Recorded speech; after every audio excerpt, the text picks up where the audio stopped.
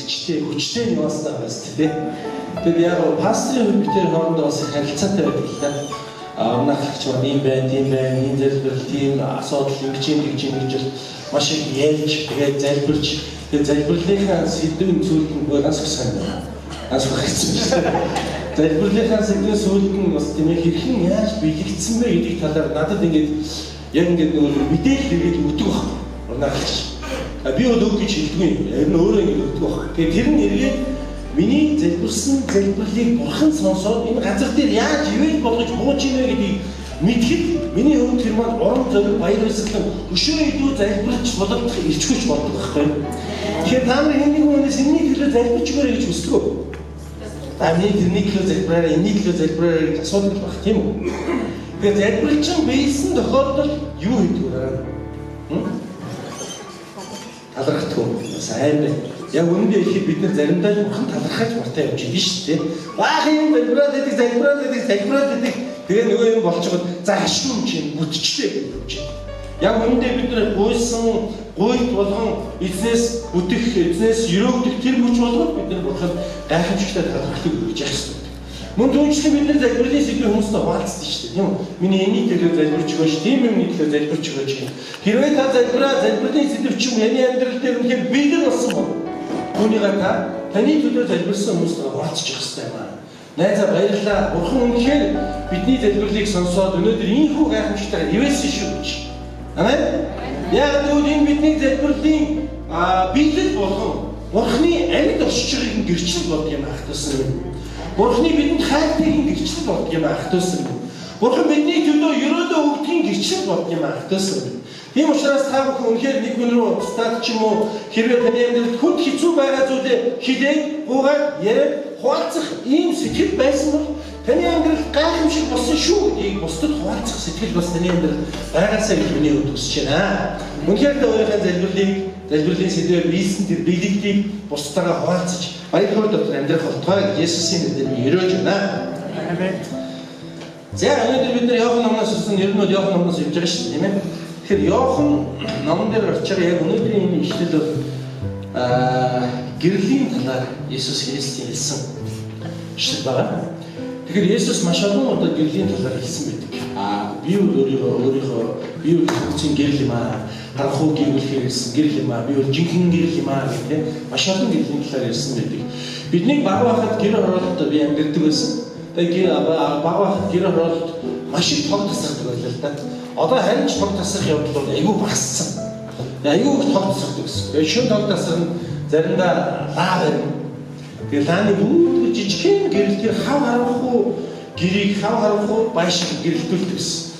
Заримдаа даамаач одохгүй үед тэр нэг зуухны амаар асж байгаа галын гэрэл тэр гэрийг ингэж гэрэлтүүлдэг гэсэн. Эсвэл шин удажхад ингээд өвөл гал түлчээ шин удажхад зуухны амаар гарч байгаа галын гэрийг ингээд гэрэлтүүлж байгаа тэр байдал аюул сонирхолтой байна санагддаг байсан.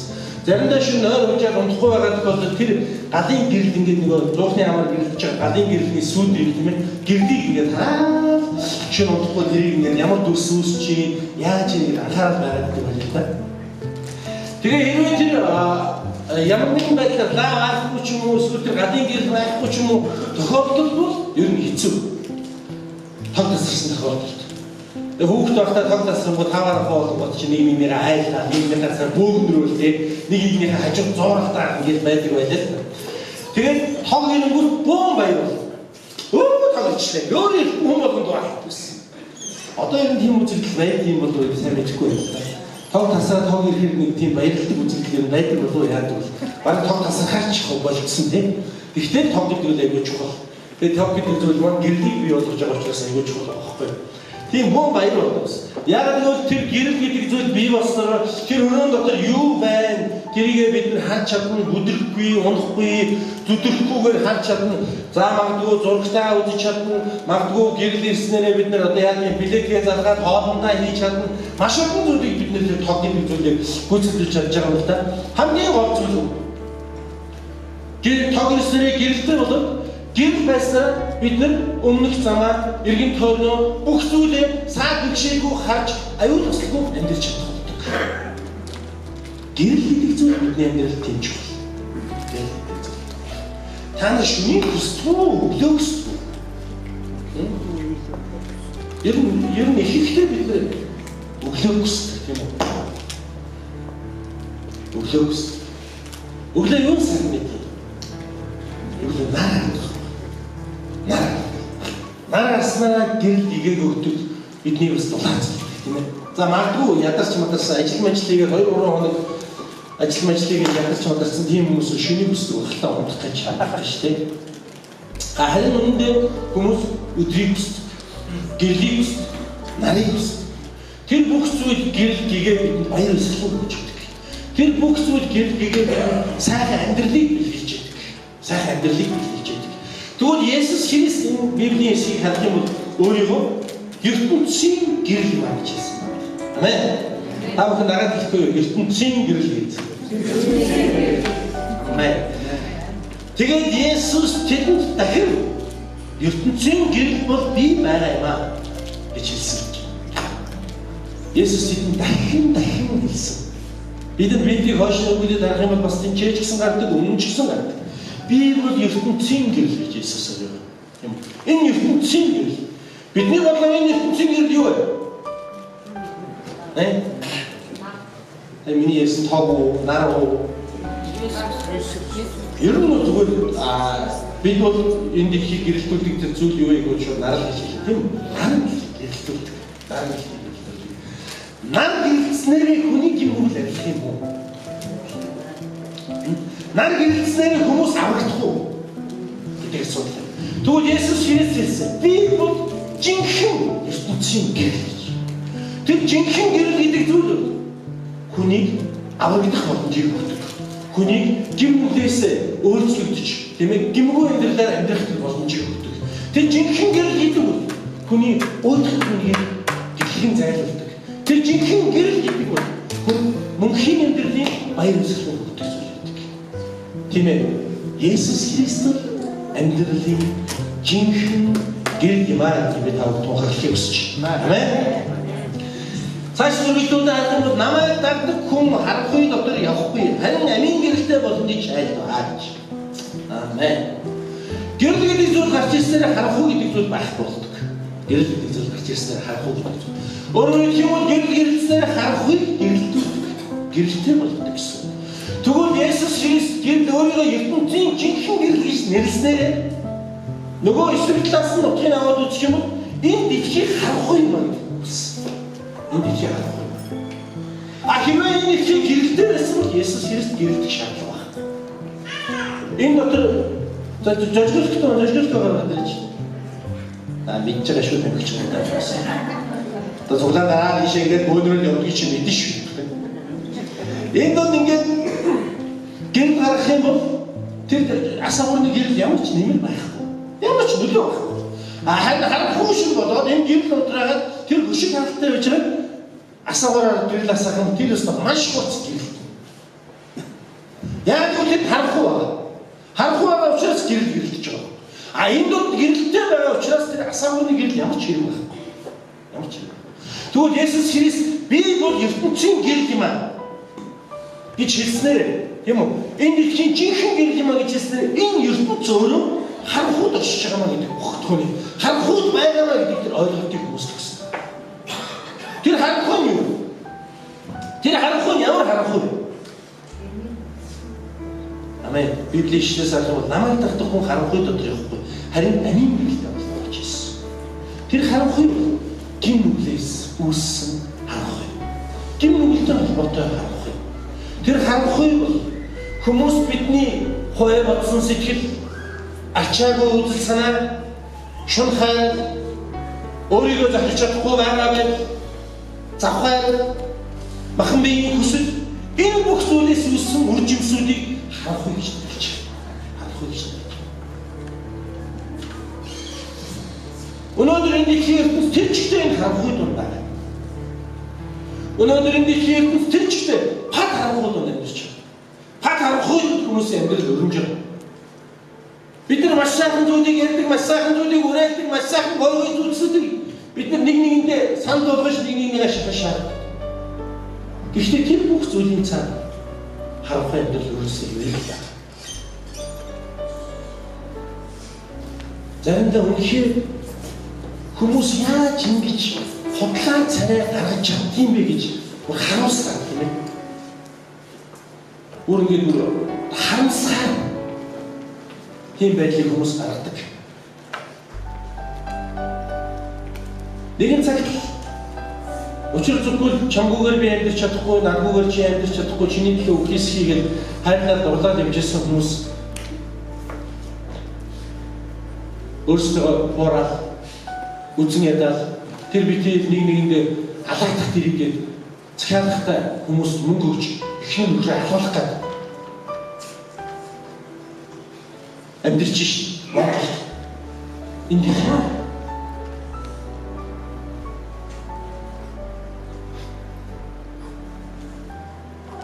түрүүнд өсгсөн эцэг гэхээр хүртэл ад үзэл хүүтэнд гадаа болохон дээр гаргаад зодож үдээ орилуулаад гашгааруулаад харанхуй өрөөнд ганцааргийн хорой хоолндын нөхөд төрчлаагаад байж байгаа хүмүүс зөндөө биш.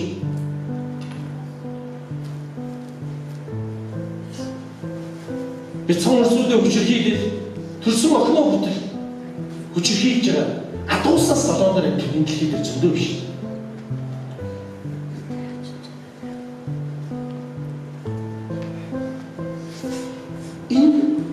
Өөрөө харанхуй юм байна. Энэ зүйлсийг Есүс Христ харанхуй юм гэж хэлж байна. Энэ Христээр ийм харанхуй хүч, харанхуй үйлс, харанхуй явдлууд ноёрсон учраас энэ дэлхийг гэрэл хэрэгтэй байна гэж Есүс Христ хэлсэн.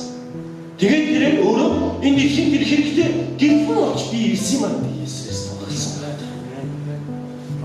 Хэрвээ бид Есүс Христийг дагах юм бол, хэрвээ бид Есүс Христэд итгэх юм бол, хэрвээ бид тэр гэрэл болсон Есүс Христийг хүлээн зөвшөөрөх юм бол миний амьдрал харанхуй биш гэрэл байх болно гэдэг Есүс Христ хэлсэн. Амен. Ахтус хүмүүний амьдралыг жинхэнэ гэрлээр гэрэлтүүлж чадах тэр амьдралын гэрэл болсон Есүс Христийг дагаарай гэж би танд ядгаж байна. Таны амьдрал өнөөдөр онц тусч өдөрч одоо яг нэг шаналж зовж ямар ч тохиолдолд юу ч байжсэн ямар ч амьдралаар өнгөрөөсөн ерөөсөө энэ хамаагүй гэдэг. Яг одоо яг энэ цаг үеэс ихтэй яг өнөөдрөөс ихтэй та Христийг дагах нь таны амьдралыг хамгийн чухал болох юм байна. Яг нөгөө тэр гэрэл хизээч уулын цагаар орохгүй.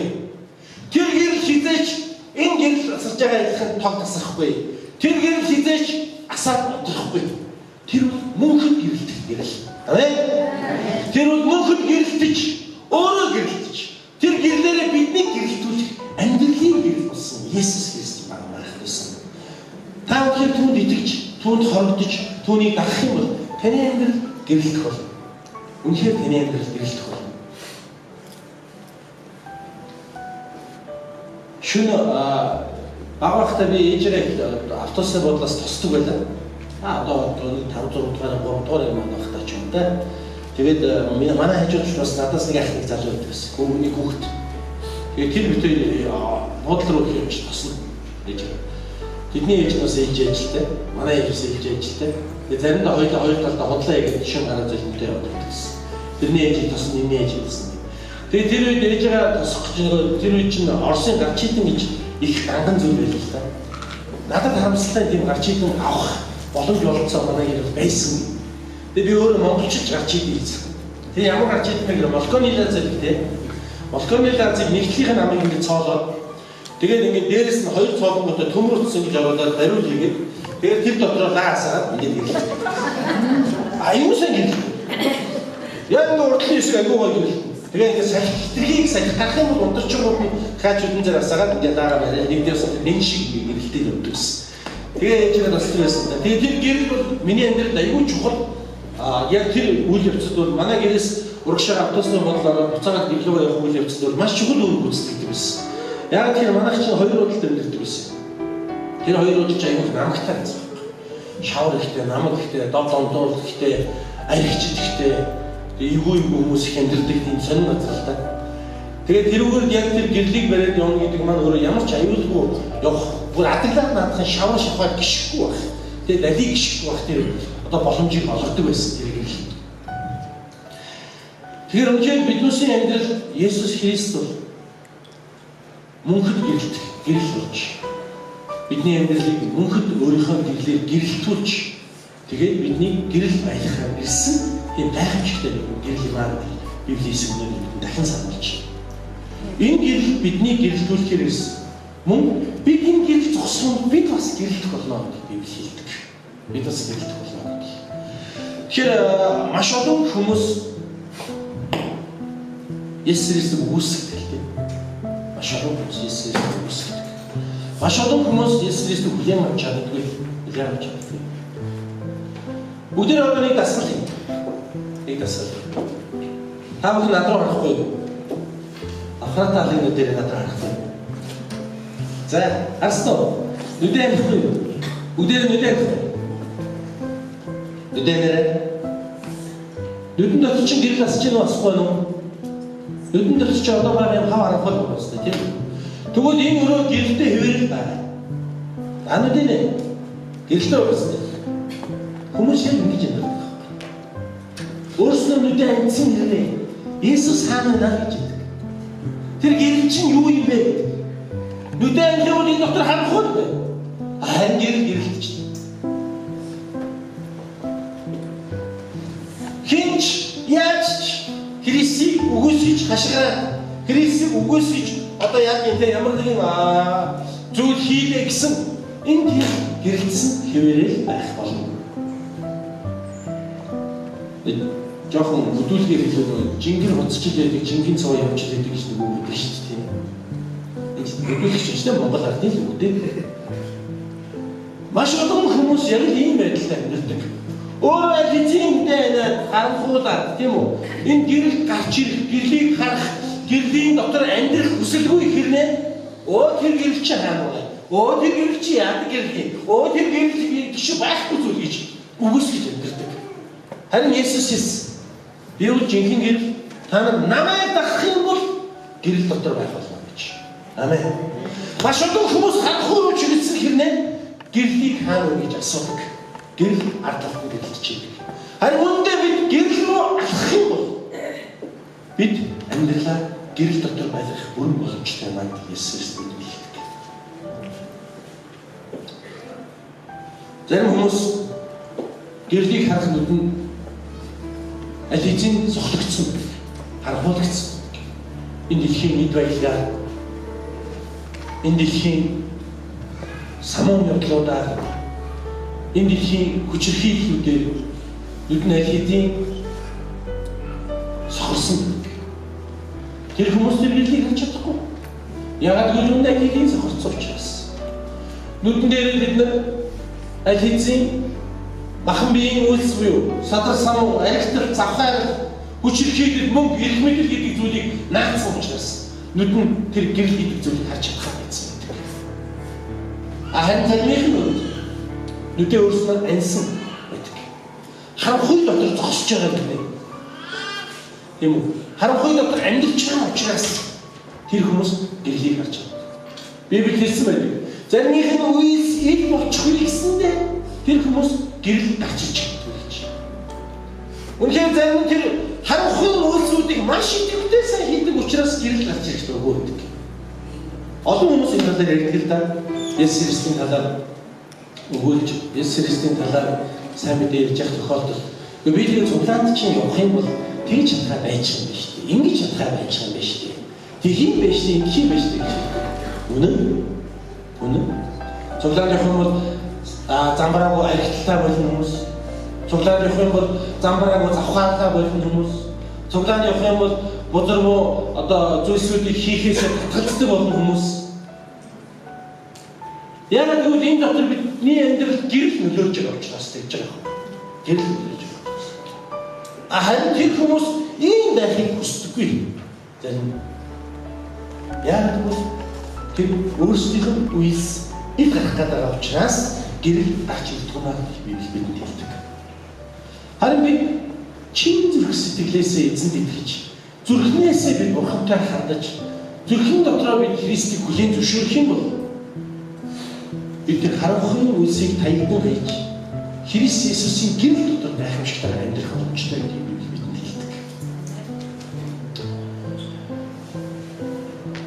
Би анх Есүс Христэд итгээд 98 онд итгээд цуглаанд явж эхэлж байхдаа нэг миний амьдралд нэг юм процесс өгдөжсэн.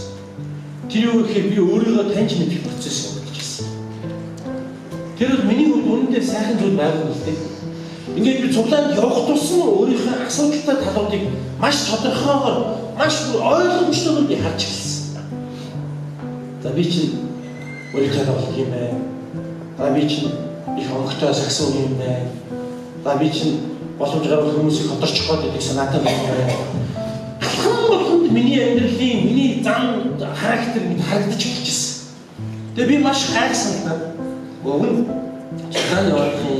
цуглааны яваад ингээд их сайхан болоод гоё болоод ингэх ёстой. Тэгэхээр миний амьдрал улам илүү би өөрийгөө ингээд балиар муухай зүйлсүүд маань улам илүү ингээд харагдаад байна гэж.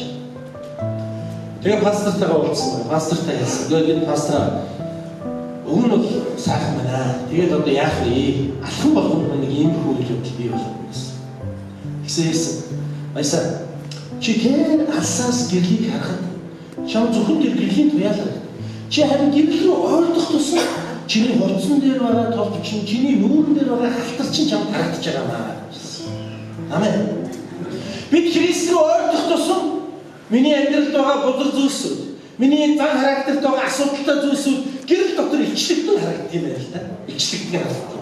Тэгээ нийтээ илчлэгд хартсан тэр хүмүүс яг хамран дээр хөөд өргөж явж байгаа үнийг гэр хөөгээ харуулж чи амьдрахыг хичээн үстэй тийм үү? Ийм л үйл явдал болт юм байна л да.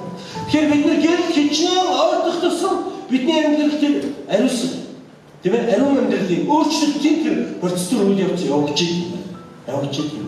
Тэгэхээр бид нар өнөөдөр өөрсдөө гимнүглээсээ холдож чадахгүй, гимнүглээсээ салж чадахгүй, гимнүглийн асуудалтай оролцолтод байгаа, үргэлжилсэн байгаа тэр хүмүүс ерөөсөө нэг л зүйлийг ойлгох хэрэгтэй. Би Бурхантай хэр ойр байдаг вэ? Би гэрэлтэй хэр ойр байдаг вэ? Миний амьдрал Есүс Христийн гэрлийн тоолох дотор байж чадчихна уу? Гэдгийг бид анхаарч чадах хэрэгтэй. Заримдаа бид нар гэрлийн тоолоос гадна тэр нэг сүмэлцэн гэрлийг хараад ингэж байгаад. Тэгээд дөнгөж арай ч юм тэр сүмэлцэн гэрлийг харж байгаа юм чи юу өөрийнхөө нүүр халтар байна уу, хурцсан цоохоо байна уу гэдгийг харж чадахгүй шүү дээ. Харин Есүс хэлсэн над руу ирж. Тийм. Ашаа Христ рүү ирж. Христ рүү ойртож. Тэр гэрлийн тойрогт ороод гэрэл дотор алхах гэж хэлсэн. Энэ юу гэсэн үг вэ? Христтэй харилцаатай байгаа. Христтэй ойртох тусам бидний амьдрал өөрчлөлт явагдаж байна. Амен. Ахтусан өөрчлөгдсөн амьдрал гэдэг зүйл нүдэн амиад нэгт болдог гайхамшигтай явдал биш юм. Ариуслын амьдрал гэдэг зүйл бид хичнээн их ашигласнараа, хичнээн их залбирснараа таны амьдралд ирдэг зүйл биш юм.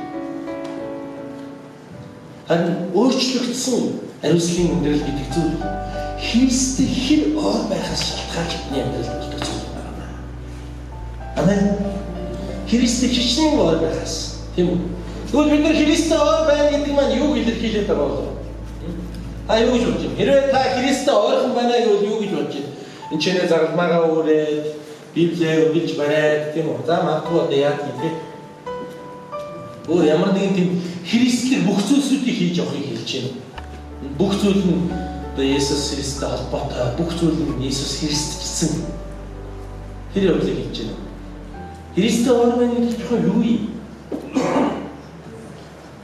Христтэй ойр байна гэдэг нь Христийг эндээ биш, эндээ байхыг хэлж байгаа юм. Амен. Эндээ биш, эндээ байхыг.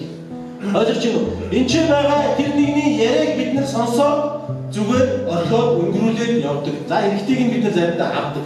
Харин энэ чэнээс үйлчилж байгаа тэр үйлчлэлүүд бидний амьдралыг өдөртдөг байхгүй. Өдөртдөг. Тэгэхээр та Христийг гадна талдаа биш дотор талдаа байх. Та Христийг зүрхийн дотроо байх тэр мөчид таны амьдрал яахын аргагүй тэрхүү Христийн дотор өөрчлөгдсөн ариуслын амьдрал үргэлжлэх болоо гэдэг итгэлтэй байна. Түүнийг сонс. Түүнийг дат. Христийг дуулах.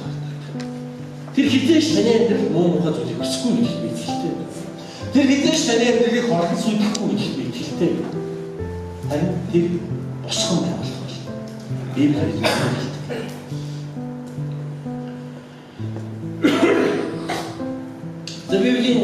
ишлээс үргэлжлүүлээд харах юм бол гэрэлтэй холбоотой зүйлсүүд маш олон байдаг. Тэгээ энэчнээс бас нэг зүйлийг би нэмж хэлхийг хүсэж байна. Тэр юу гэх юм бол Христийн гэрэл дотор орсон хүмүүс бид өөрөөрөө дамжуулж Христийн гэрлийг бусад харуулах боломжтой болтгоо гэдгийг би хэлхийг хүсэж байна. Гэрэлцэн царайгаа толгойч ингээл гэрлийн ламп шиг гэрэлтэй улаа. Ингээ харанхууд байгаа хүмүүс орж ирээ. Заримдаа тогтсон бол гэрэлтэй болоо. Тэр явдлыг хийж байгаа биш тийм. Бид нар яаж хичээгээд ч гэсэн нэг юу Үлгэрийн Баатар амьдсан гэдэг кинонд гардаг шиг тийм. Хамгаалал одоо ингээд тэр киног үзсэн үү? Цаана надад сая өөр юм сонирхдаг байсан юм шиг. Эний сонирхдаг кино угаас ерөөсөө мэдхгүй. Би тийм кино гэдэг Чехийн чил анхны жил Үлгэрийн Баатар амьдсан гэдэг. Германы чил тийм. Нэг том биетэй үлэмжтэй Баатар нэг шолон тэгээд нэг одоо юм читгэр байдаг байхгүй. Тэрний одоо читгэр нь уурлуулгууд том ядардаг. Тэгээд том ядаргууд хамранд нь харьцаад ингэ залхацдаг. Тэгэнгүүт нөгөө шүүрэн чилөө тоос оруулагч чилөө ингэ агаараа нисдэг байхгүй. Тэгээд та нар тийм тог тийм гэрлийг бол яаж хичээгээд яаж уурлаад яаж гэгээ царайлаад гаргаж чадахгүй. Бид нар гаргаж чадахгүй бид бүгдээ. Харин бид нар ямар гэрлийг гаргаж чадахгүй гэхээр бид амьдралаараа үйлдэж байгаа үйлсээ ам хэлээр хэлж ярьж байгаа хэллэгээр бусдтай харилцаж байгаа харилцаа бусдын төлөөх зориулалтаараа бид нэр Христийн гэрэл болж харагдаж байна гэсэн. Амен. Та бол харахуй дэлхийг гэрэлтүүлэх Христээр тохон томилогдсон энэ дэлхийн гэрэл юм шүү гэж бид нэг урамшуул хэлэх хүсэж байна. Тааждаа найз хэлэхгүй. Найз минь чи Христийн гэрэл шүү гэдэг.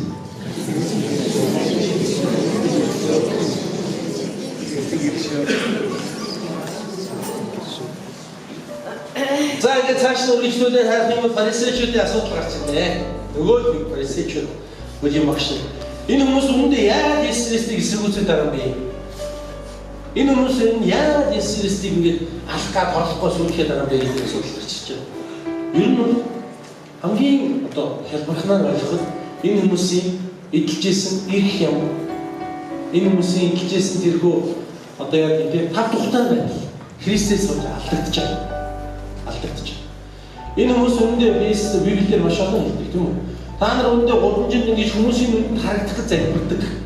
Гэтэл наадах чинь тэгдэггүй маа. Тэр мухынхаа өрөөнд ороод нууцаар залбирдаг юм аа гэж. Ингээд нөгөө хүмүүс чинь байхгүй болж байгаа. Үүндээ бид нар яг Бурхны хүсчээсэн зүйлийг хийж байгаагүй. Зүгээр л бид нар өөрсдийнхөө хүсчээсэн зүйлсийг хийж байсан. Та нар хүмүүсийг энэ хөөнийг энэ одоо дөрмийг даг энийг хий гэж маш олон зүйл тэдний өрөөнд дээр тавьдаг хэрнээ өөрснөө өчүүх болгосон ч гэсэн үйлчлдэг юм байсан. Яг үндэ эдгээр бол Мосегийн хуулиар маш олон хуулийг зохиогоод, маш олон хуулийг бий болгоод энэ хуулийг та нар сах. Энэ юм та нар аврагдана, энэ юм та нар Бурхны хүмүүс байна гэж хэлж, тушааж, сааж ярьжсэн хэвнээ. Хэрнээ өөрснөө тэр зүйлээ үлддэггүй, тэр зүйлээ зогсож чаддаггүй, тэр зүйлийнхаа нэгэн хэсгээс ч өргөлддөггүй. Тийм хууль утсан, хууль хийжсэн хүмүүсээс. Яг манай Монголын одоо ардын хөвсгөл ялах үеийн өмнөх төрөх шиг тийм. Тэр үед ямар байсан? Тэр үед маш олон лам нар байсан. Лам нар юу гэдэг вэ? Лам нар чинь зүгээр ном уншаад хүмүүсийн одоо яаж тийм сайхан амьдралаар амьдруулна одоо ард хойдохын засчих гэж ингээд хүрээ хийж шилжүүлсэн сатдаг гэсэн. Тэгээд тэднээс нэг ярьдаг байсан зүйл нь бол одоо 10 цагаан буйны зам. Энэ 10 цагаан буйны зам бол завхаар дэлхийн хацаа секс гэдэг зүйл бол байдаг зүйл байсан. Гэтэл нүгэл буян кинон дээр энийг бол маш тодорхой харуулдаг тийм үү? Тухайн үеийн зам нар бол үнэндээ маш супер донжоо байсан. Үнэндээ л тийм байсан. Тэгээд тэр үед бэлгийн замын халдвартай тэнгуү гэдэг хүчин монголчуудын донд маш өндөр одоо тийм юу авсан, газар авсан. Тухайн орж явах тэгээд хамар унтсан хүмүүс их явдаг гэсэн. Хамар байх болсон. Тэр үл Тэмбүүг хийж байгаа. Тэмбүүгээр өдөөд удацсан тийм хүмүүсийн хамар мөчдөг юм байна л да. Тэгээ тийм явдлыг дараа тэгээ сүүлдээ Орос ахнарын буян тэр хүчнээс салсан. Яг тэр одоо яг энэ хөлсгөл ялахын өмнөх юм бол монголчууд тэр Жириновский ч Оросын нэг нөхөр үнэн боловч амар үг хэлсэн шүү дээ. Монголчууд үнэндээ хэн байсан бэ?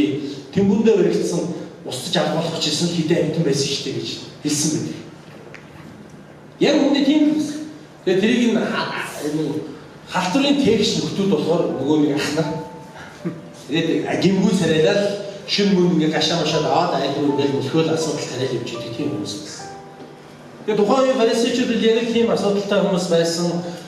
Янз янзын байдлаар одоо Христ бурхны хуулийг ярьдаг заадаг хэрнээ нэгдүгээр тийм үү өөрснөө үлддэггүй бусдыг үлгий шахдаг тийм хой утсан доош шахалсан нөхцөл байсан. Тэгээд тэдний эрх шиг зөрчигдөх байсан. Мэдээж үүний цаана том сүнслэг агуулга явж байгаа. Тэр бол сатаны үйлдэл тийм үү? Сатан буюу сүнсний үйлдэл. Дээрээс төлөвлөгдсөн ажил. Есүс Христийн дээрээ магадгүй залмаа дээр савлагдах ёстой бас. Савлагдсаноор тэр хүмүүс бидний гим нүглийг уучлагдах боломжийг олгосон. Энэ үйл явцсан чи явж ирсэн байна. За энэ цааш нь нөгөө нэг фарисеучуудын өдөө хатгалах фарисеучуудын дайралт гэж яригдчих.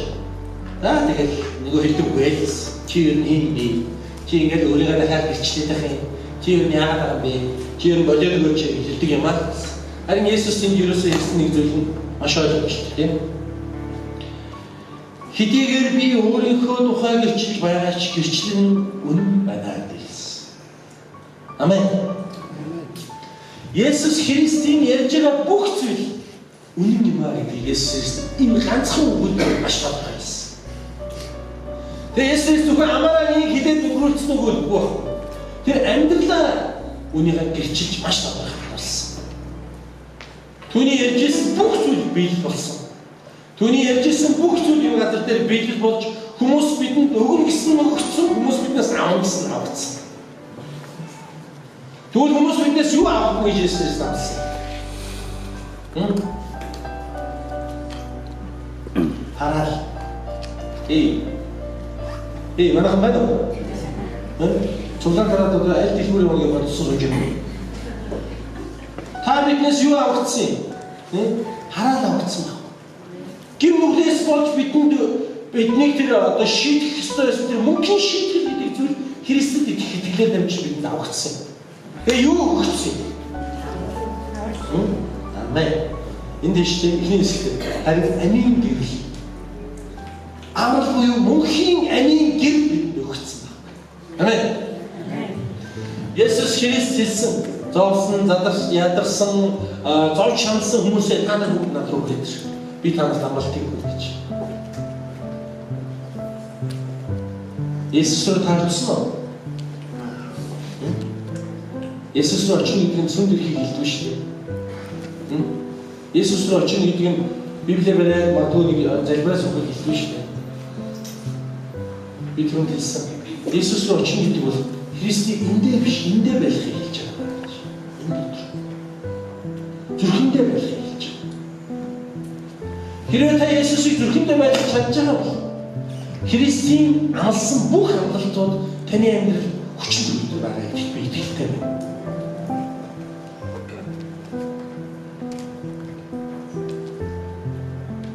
Саяхан бидний хайртай ахлагч байсан. Тэнгэрээр олсон ирсэн захлагч байна. Тэгээд эмгэг дээр хамгийн сүүлд би уулзсан. Зулааны маань хэдэн хүмүүс тарчаад уулзсан. Тэгээ уулзаад мэдээж биднээс их сайн баяртай байсан. Бид нар ч гэсэн уулзаад баяртай байсан. Ухаан санаасаа хэлүүлсэн та.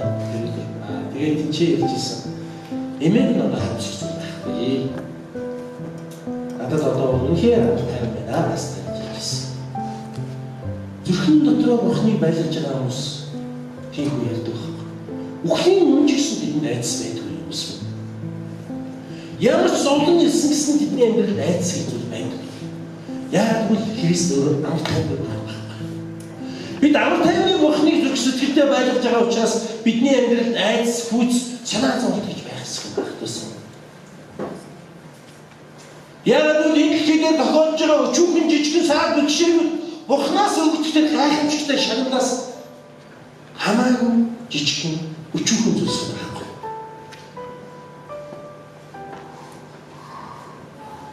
Бидний маргааш өгдөх мөнхийн шагнал, мөнхийн дэврэл, мөнхийн аврал бидэнд аль хэзээ өгсөн байна. Тэр зүйлийг бид аав, тэр зүйл биднийх гэдэг итгэл дотор бид байгаа юм чинь Өнөөдөр тохиолж байгаа энэ өчүүхэн жижиг саад бэрхшээлүүд энэ амьдралын ааш шархан зүйлсүүдэд орон орж, энэ амьдралын ааш шархан зүйлсүүдээс болж авралаа алдах нь зохисгүй юм. Тэгж болохгүй гэдэг таамаг хэлж байна. Зарим хүмүүс хэлдэг би Есүс итгэдэг. Есүс итгэхэд ингэсэн чинь тэгчтэй, тэгсэн чинь ингэчтэй. Есүс итгэсэн чинь бизнес маань урчлаа. Есүс итгэсэн чинь яд өвчнөд орон дороогдоо онлаа. Үхэдгүй өнгөж байдгүй маа. Энд надад хэлжсэн. Есүс үнэхээр Бурхан юм. Миний хайртай хүмүүс үхэж шүү дээ.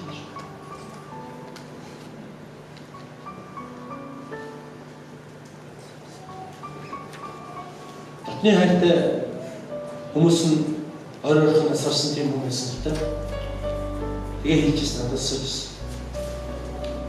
Би түүнээс тэгвэл хиний үхэлдгүй Бурхан чамд байгаа юм гэж. Хиний үхэлдгүй Бурхан чамд байна уу? Тэр Бурханы шиг хэлдэг. Харин Есүст итгэсэн энэ махан бие чинь дуусч үгүй болсон ч гэсэн мөнхийн амьдрал бидний хүлээж байгаа юм шүү гэдэг дайрлаж хэлсэн. Харамсалтай ойлгож байгаа юм байна. Ойлгож байгаа. Үндэ Библи хэлэхдээ бидний нэг удаа өгөн тогтоогдсон гэж хэлсэн байдаг юм махан бид нар. Харин итгэл гэдэг зүйл мөнхийн авралыг бидэнд өгүүлэх юм аа хэлдэг. Зарим хүмүүс өчүүхэн жижиг юм шалдар урдлаа зүйлээс болж өөрсдийнхөө авралыг итгэлийг үгүй хийдэг. Гэр орон байгаа жижиг сажиг маргаанаас болж эсвэл ажил амьдралд тохиолж байгаа жижиг сажиг саад бэрхшээлээс болж аль эсвэл яг найз нөхдийн шахалтаас болж эсвэл бизнест тохиолж байгаа жижиг сажиг саад бэрхшээлээс болж Христ итгэлээс ухардаг, Христ итгэлийг буруугаар ярьдаг, Христ итгэлийг үл ашигладаг. Есүс Христ нэг л зүйлийг амласан. Та нарыг би баян болгоно гэж амлаагүй. Та нарыг би одоо махан биеэр чинь үүрт мөнхөд амьдруулна гэж амлаагүй. Та нарыг би очсон газар болгон чинь хөндлүүлээд очсон газар болгон чинь долгинуулаад байна гэж хүмүүсээр амлаагүй. Есүс Христ нэг л зүйлийг амласан. Тэр үеэр мөнхийн амийг өгөх болно гэж амласан. Амен. Хизээч Есүс Христ надад итгэсэн хүн мөнхтэй болох болно, доолдортой болох болно гэж амлаагүй шүү. Надад итгэсэн хүний нүдэнд давхраа орох болно гэж Есүс Христ амлаагүй шүү. Эсвэл надад итгэсэн хүн турах болно гэж Есүс Христ яриагүй шүү. Харин чисэргээр хавчигдах болно, ад үзэгдэх болно. Миний нэрнээс болж гэртээ танаа модалцах болно гэдгийг хэлсэн. Харин эцсийн хүртэл зогсож чадсан аврагт болно. Үндэ таны энэ дотор Есүс Христ аа таны хинч юу ч шилсэн гэсэн битгий тоо. Битгий тоо. Таны өр хүүхэд чинь, таны ах дүүс нар чинь, таны аав ээж чинь яаж ч үүсгэж юу ч таныг ятгалаа гэсэн бид бүгд энэ дэлхийн мөнх усыг үзэх хүмүүс. Харин та мөнхийн амийг өгч чадах тэр зүйлийг тэр хүмүүст хэл ятгах бацс.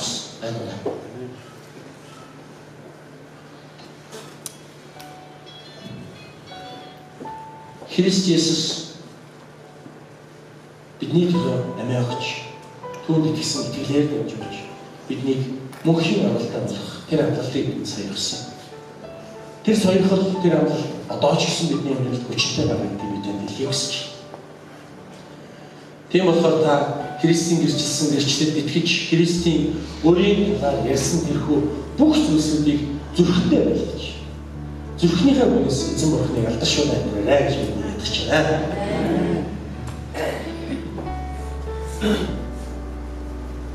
Бид Библийг цаашлуулаад харах юм бол 18 дугаар ишлэлээс хэлсэн.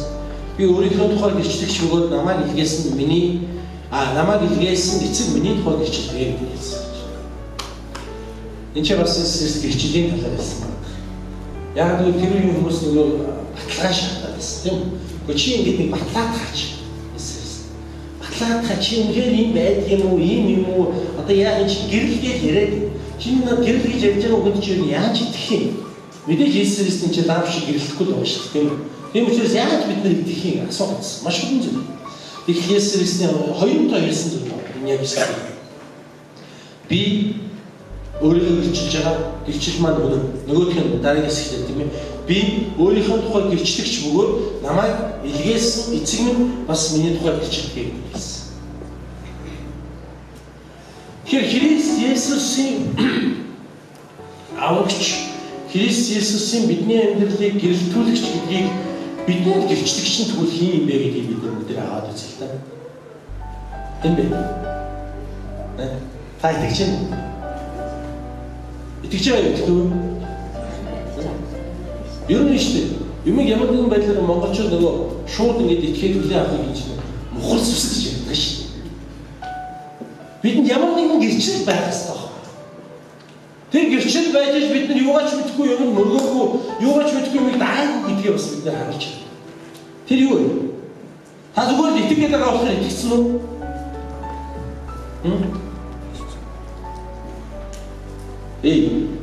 Мөсө. Ариун. Амен. Ариун шүү дээ. Есүс Христ ариун сүнсийг бидэнд өгсөн. Тэр ариун сүнс бидний амьдрал Христийн талаарх бүх зүйлийг баталгаажуулдаг байхгүй юу? Хэрвээ ямар нэгэн гэрчлэл, ямар нэгэн баталгаажуулалт байхгүй итгэл гэдэг бол яг үнийг хэлэхэд мунхаглал. Мунхаглал. Ариун сүнс. Ариун сүнс бидэнд тэр зүйлийг гэрчилдэг. Тэгээд бид бүхэн тэр зүйл итгэдэг байхгүй юу? Амен. Хайтаахтус нэ. Бид Христгүй бол харахгүй дотор байдаг. Харин та Христийг дагах тэр мөчид таны амьдрал мөнхийн гэрэлтэй байх болно юм хэлсэн. Та харахгүй амьдрах уу, мөнхийн гэрэлтэй амьдрах уу? Энэ таны итгэлээс бат. Та Христэд итгэж зүрх сэтгэлийнхаа гүнд, зүрх сэтгэлийнхаа хаан судал түүнийг өөрийн эзэн бурхнаа болгож хүлээн авах юм. Таны амьдрал мөнхөд гэрэлтэх боломжтой. Мөнхийн гэрэл дотор зогсох боломжтой. Таны амьдрал өвчтэй ч байсан, зовлонтой ч байсан, гавчлаг дотор байсан ч гэсэн таны амьдрал мөнхийн гэрэл байх боломжтой. Та Христийг өөрийнхөө зүрх сэтгэлийн гадна талаа биш зүрх сэтгэлээр дотор талаа байх тохиолдолд та өөрөө гэрэлтэх боломжтой. Христээр гэрэлтэх боломжтой гэдгийг хэлэх ёстой шүү. Таны амьдрал байгаа тэр муу зуршлуудыг та бүгдийн үгүй болгож тасдан аях боломжтой. Яг нэг таны махан бие биш, таны Есүс Христийн ариун сүнс өдөрч байгаа учраас та боломжтой. Дуулалтай. Маш олон удаа таны амьдрал царилт ирнэ, ирсээр байх болно. Онон тусна. Иддэг бодог хүмүүс нь асуудал орно. Хэрэлдэг уралдаг хүмүүс нь асуудалд орно. Мөнгөний сонирхолтой хүмүүс нь илүү дутуу юм доншуулчлан юмээс. Тийм амархан тэр дор хав гэгээр сайхан болчих юм биш. Харин та эцэг хүртэл Христ найдаа. Амен. Эцэг хүртэл Христ итгэв. Тэр цаг мөчид таны амьдрал ариусгал бий болох. Таны амьдрал өөрчлөлт бий болох. Таны амьдрал баяр баясгал бий болох. Би итгэжээ. Амен. Энэ үйл явцад эзнийг тэр өдрийг хүртэл үргэлжлэнэ Библи бичсэн байгаа шүү. Би өнөөдөр нэг ингэснээр мандаж тийм сайхан болчихсон гэж та бодох хэрэггүй. Магадгүй та өнөөдөр зөв шийдвэр гаргах юм бол маргааш чинь та өнөөдрөөс илүү сайн байх болно гэдгийг ойлгох. Төгс биш ч гэсэн илүү сайн байх болно. Тэгвэл өнөөдрөөс бүр илүү сайн байх болно гэдгийг та ойлгох. Ингээд та алхам тийм үү? Ариуслын амьдралаар Христ рүү орж